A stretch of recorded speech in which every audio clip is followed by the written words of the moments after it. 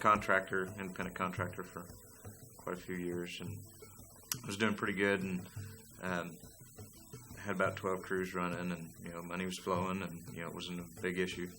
And right around 9/11, when all that hit, business really just dropped. Bottom fell out. About 2004, it was so bad that we had to get on food stamps, and almost lost our house. Went through forbearance on our house, and was really struggling. Luke 6:38 says, "Give, and it'll be given unto you. Good measure, pressed down, shaken together, running over, will men give into your bosom." So we knew that there was a concept there that maybe we'd missed, something that we needed to know more about. So Scott was out driving and praying about it, and God gave him some instructions. I was actually out looking for work and just trying to find anything I could. It was pretty much on my last tank of gas at that point, and I was just driving around, and I was praying about it. I said, God, there's got to be something. I need an answer today, because I can't go on anymore. And I heard him say, I want you to give $1 to 10 ministries to help support these 10 ministries. Well, that was kind of a weird answer, I thought, at the time, but I trusted him and said, okay, just kind of pondered on it, and didn't find any work that day, so I went home, and Melissa, come in to tell her, and she was pretty excited, and actually, before I could even say anything about what he had told me, she had jumped in and told me that he told her the same thing, to give $1, specifically $1 to these 10 ministries. And we didn't know at the time, which ones, so we sat down and prayed about it and just said, okay, God, if you're telling us this, which obviously you are, then you obviously have 10 in mind that we need to connect with. And, it was kind of weird at the time. We didn't even have $10. I was going through some clothes, putting some things away, and found $10. And that's when I knew. It's like that God would provide us even what he was asking us to do. And it struck me at that moment, okay, this is absolutely what you have to do. This is the path that you're on. So we prayed about it. God gave us those 10 ministries. We divided up that $10 into dollar bills and wrote a letter and believed God would bless that, would honor our giving and our step of faith. So we put the dollar in there, we put the letter in there, and mailed it out.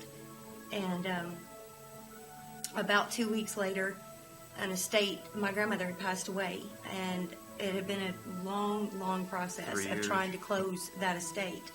And without any expectation that that estate would close, within a couple of weeks of sowing that dollar into each of those ministries, it closed. And we got $10,000, which was that answer that we needed right then. So God gave us $10,000 and asked us to take that $10,000. We paid our tithe on that, and then we took $100 from and sowed it into, or honored God with our giving, $100 into each of those 10 ministries again, believing that God would continue to honor that, and that it did take faith. We needed that money. We were behind on our bills, but we believed that God was asking us to do that, so we set that money aside and did that. About 6 months after that, we had that going, and just sort of trusted God that he would provide for us every day. $10,000 doesn't go very far when you're way behind. Thank God we had enough food to get by, and we caught some bills up and saved our house. And about 6 months after that, the hurricanes hit in Florida, and at that time we were again down to the last little bit of money that we had. And so Scott left me with a couple $100. He took a couple $100 and went to Florida with no expectation of when he would get paid. He just knew that he had to go. We did pray about it. It was very difficult to let him go.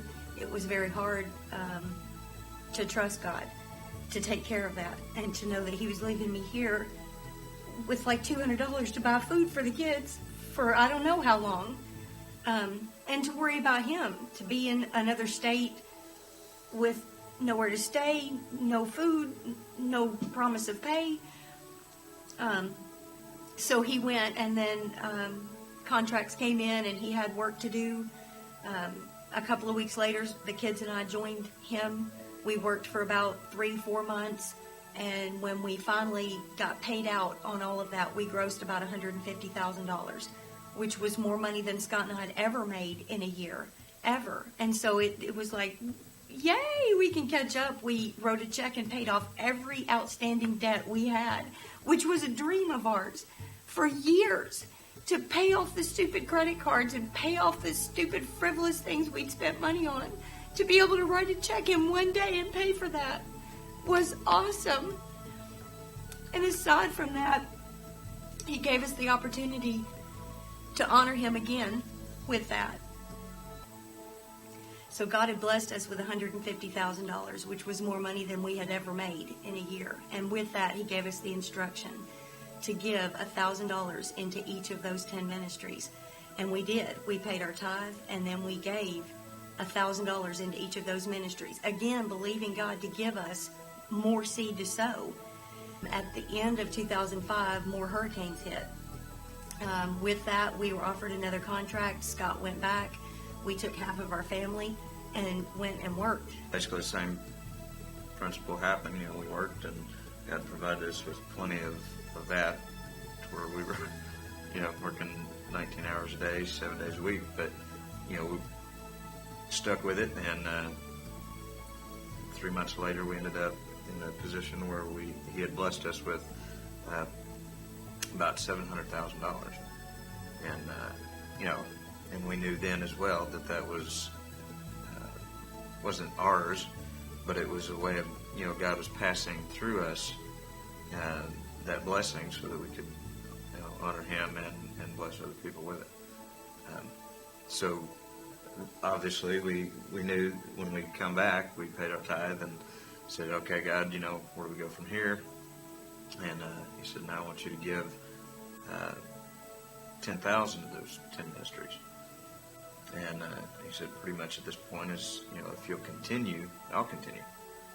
And that's the one lesson that we learned through the whole process, walking through all of those phases. The thing that we've come out on the other side knowing is that it's going to be a daily walk to trust him, and that it doesn't really matter what the outside circumstances look like.